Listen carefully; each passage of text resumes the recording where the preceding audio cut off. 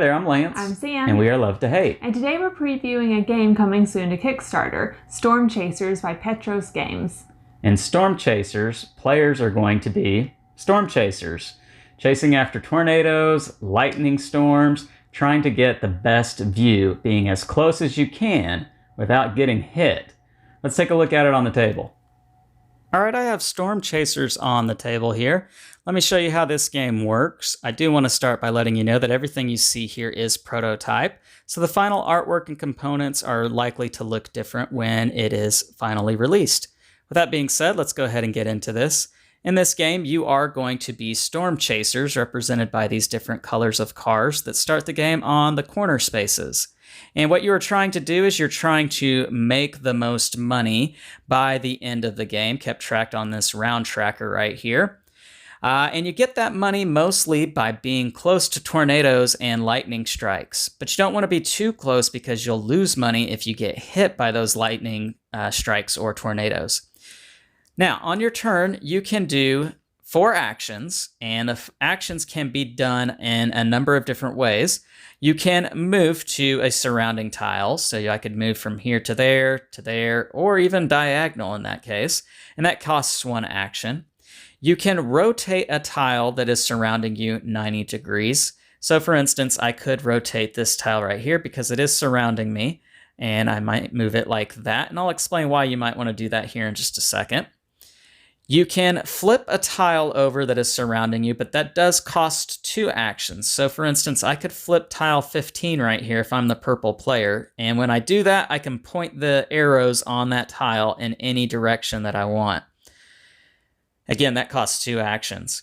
Another thing you can do is you can play a card from your hand, and these cards have actions written on them on the bottom. So for instance, double your income this turn. If I was planning on making a lot of money this turn, then I might do that as an action. You can clear the board of all the special assignment cards and draw 3 new ones. Now what these cards are, this is another extra way to make money throughout the course of the game. Different obligations that you are trying to fulfill, such as move across 4 tiles in a single turn. Now that would be your whole turn because 4 moves, 4 actions. But you would get 4 income, and the income that you get on these, you never lose. So this is solid income. So if another player was fixing to fulfill one of these, you could wipe the board to prevent them from being able to get that. And then lastly, the last thing that you could do on your turn is you could clear out any rubble tokens that are on tiles surrounding you. And these are going to happen on the spaces where tornadoes start. So for instance, if I were to start a tornado right here on tile 11, then I could clear that out if I'm the purple player. And when I do, I gain the money that is on the underside of the token. And you never lose this money. The money you only ever lose throughout the course of the game are these tokens here, which you get those by starting a storm. At the end of your turn, when you've done all 4 of your actions, you are going to play one of the cards from your hand to start a storm. Now, this all matters upon what is here in the red border on the top left of the cards.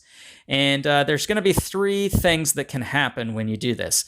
The first is if you start a storm, let's say tile 11 here, that shows the green land side of the tile. That means a tornado can start on that tile. And so if we start a tornado here, again, we would put the rubble token out here on it. And the tornado is going to follow the white arrows on the tile. So it would go from 11 to 12 in this case, and from 12 down to 16, and from 16 off the board. You're going to get $1 for every tile that is surrounding the tile that you're on that the tornado goes through. So let's say, for instance, I was here on the 15 tile. I would get $3 because 1, 2, 3 before the tornado went off the board. Now, if let's say that the arrows had been pointing up towards this blue tile here, well, the tornado is just going to stop right here. It's not going to go onto tile 7 because it's not the right side. And so only 1 tile here, only $1. Same thing if the arrows are pointed in a direction that is facing arrows, such as in this case here. The tornado is not going to turn itself back around and go back to the tile it just came from. It would just stop. And again, you would only get $1. Now, if you happen to be on a tile that gets hit by a tornado, such as in this case, well, that is bad news because you're going to lose $1 for every tile that tornado has been on up to the point that it hits you. So in this case, that would be $3 because 1, 2, and 3. You can only lose a maximum of $5, but still, that's not good. Now that's if you play a card on a tornado tile. If you play a card on a tile that is not a tornado, such as in this case, then a lightning strike is going to happen on that specific tile. And that's not good if you're on the tile because you're going to lose $2 if you are on the tile that the lightning strike happens. But if you are on a tile adjacent to that tile, you'd get $1. And so that might be one good thing to do with that. Attack another player, plus you might make some money if you're close by. The last type of card is the one that has lightning bolts on them. And if you play that, then lightning is going to strike on all the blue lightning bolt sides. And again, if you're on one of those tiles, when that happens, you're going to lose $2. However, if you're not, you're going to get $1 for every blue lightning tile that surrounds you. So if I'm right here, I've got 5 surrounding me, I'm going to get $5. That is a really good thing to do at that time. Now, you're not the only one making money when you do this because other players stand to make money as well. If, for instance, the green player here, lightning bolts happened here and here, they would get $2, as well as the blue player right here, they would make $2. And that's pretty much the gist of the game. You're going to play a number of rounds depending on how many players there are in the game, making money from tornadoes and lightning strikes, trying to avoid getting hit, picking up these rebel tokens if you can, or fulfilling these special assignments. Now, last thing, there are these special cards evenly proportioned to the deck that are going to cause certain tiles to flip over so that way the board is constantly getting mixed up throughout the course of the game just to freshen it up a little bit. And that is how you play Storm Chasers. Let's go back up top and we'll share our thoughts on this. All right, we're back. And right now we're going to share our thoughts on this game. Sam, you're a non-gamer. What did you think about Storm Chasers? I wasn't really sure when we first got it out on the table. We do live in Oklahoma, so we do know a lot. We know a lot about chasing, well, not chasing storms. No. We know a lot about storms. And tornadoes. I just wasn't sure. I've never played a game, anything like this. Yeah, this is a really unique theme. Yeah, and so when something new like that comes to the table, my reaction's usually not interested. Mm-hmm. But it was pretty easy to understand, pretty easy to learn, and pretty easy to catch on. Yeah. I think it took me maybe one round before I started coming up with a strategy a little bit. So, and that means a lot to me. I don't like if I have to make it halfway through a game before I start feeling comfortable. It really didn't take that long at all. Yeah.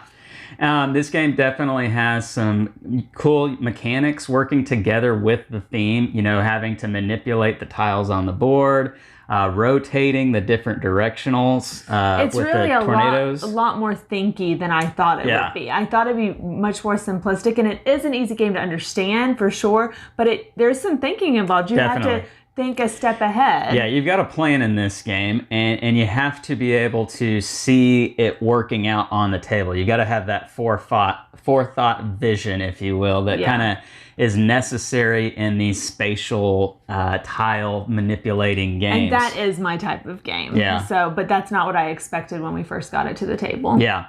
I really enjoy the card play in this game because you can definitely manipulate the board to your advantage. You can try to subdue other players from being able to do what they're trying to do because you all share the same board, and so it's just you trying to do what you need to do better than everyone else doing what they're trying to do.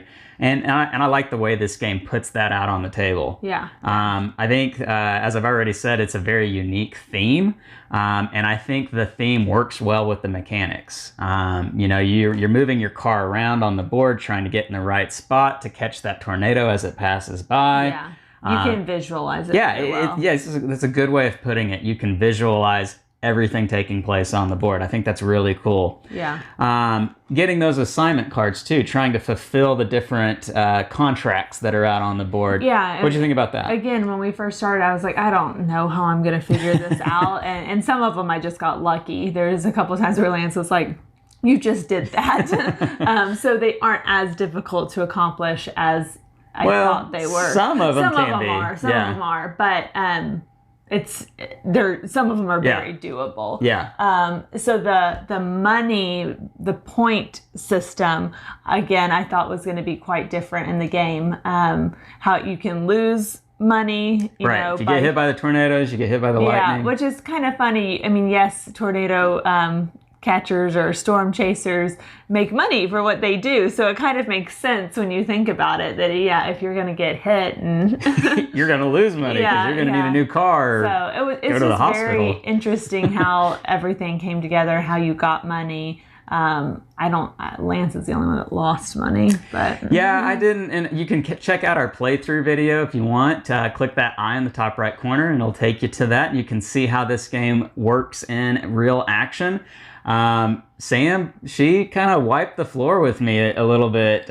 She definitely played a better game than I did. And I think that just goes to show that this is a great game when playing with non-gamers, and that a non-gamer can do just as well as a gamer when you play it. And I would like to play again because I didn't utilize the actions on my cards very much, because you can use different parts of the card. You can use it as you can use it as an instant action, like we talked about in the rules overview, or you can hold on to it to play it as your storm card at the end of the round. So there's definitely some choices there that you have to weigh out as you go through your turn, because you may need to be able to play it in order to enact the storm on another card, but do you really want to burn that card just so you can play this card? So there's really good choices there. I took a long time between turns because I was thinking that through. Like, okay, if I do this and this and this, okay, well, this is what I'm going to have left to be able to do this and this. And so it is, that's what I mean. It's more thinky than I anticipated. So. Yeah, definitely so. Now,